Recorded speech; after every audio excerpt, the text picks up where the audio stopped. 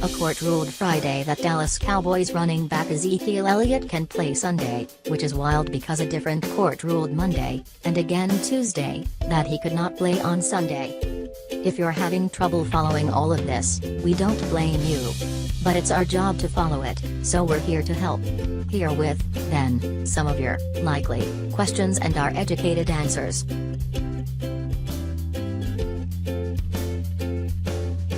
Yeah, Monday night's ruling from Judge Catherine Phelan in the Southern District Court gave off that vibe, didn't it? But as long as there's another appeals court, things like this are never over.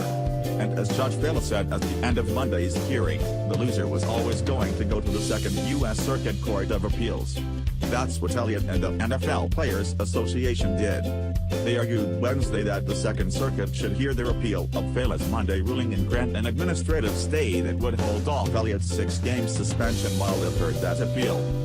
On Friday, the Second Circuit announced that it would hear the appeal and would, in the meantime, grant the stay. The hearing can't be held until next week, so Elliott was allowed to return to practice Friday and will be allowed to play Sunday and be around the team at least until a 3-judge Second Circuit panel hears the appeal case next week.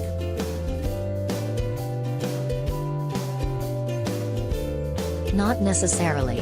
That will depend on what that 3-judge panel rules next week. If that panel rules in Elliott's favor, he would receive an injunction that would hold off the suspension and allow him to play while the larger case is heard. If the panel rules against him and denies his request for injunction, he would have to serve the suspension while still pleading his case in court.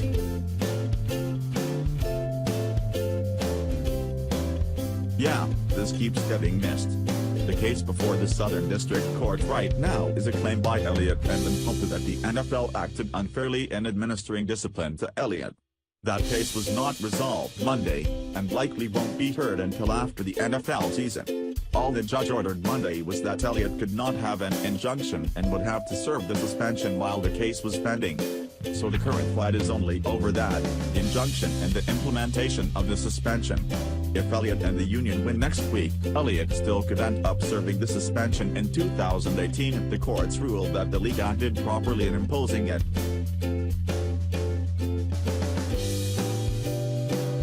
Good question, and one Judge Phelan asked of NFL attorney Paul Clement on Monday night. The league's answer is threefold. First, they don't want players and teams to be able to manipulate the discipline policy for their own convenience.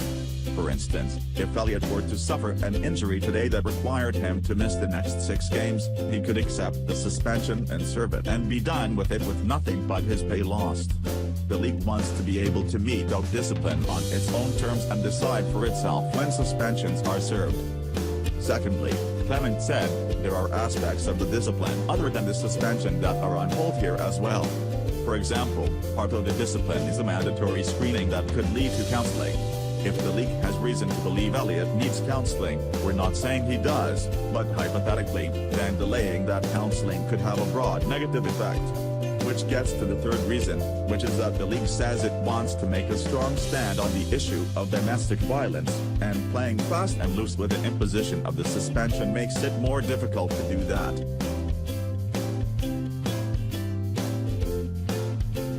If this were only about a 6-game suspension, Elliott would drop the fight once there were no more legal avenues to pursue. But even if he is suspended, it's possible the larger case would proceed. Elliott has maintained his innocence and likely would want to fight to the end to have his name cleared, and then Fuka would want to continue the fight to try to get a court to rule that the NFL is acting unfairly in administering its discipline policy. So the case could go on, and if hypothetically he were to win in the end, even after serving the suspension, he'd be entitled to 6 games worth of back pay and possibly damages, as he'd argue harm to his reputation and lost endorsement opportunities. Again, all hypothetically.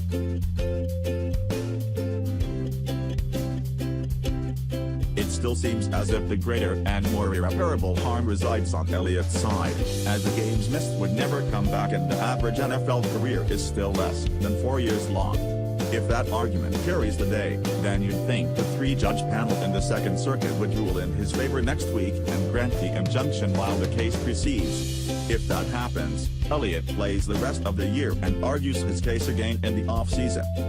History tells us the courts are extremely unlikely to overrule arbitration matters, especially those arising from collectively bargained agreements, which means he's likely to lose and would have to serve the suspension at the start of the 2018 season. That feels like the most likely outcome here, but as we've learned through all of these twists and turns, it's hard to predict what happens next.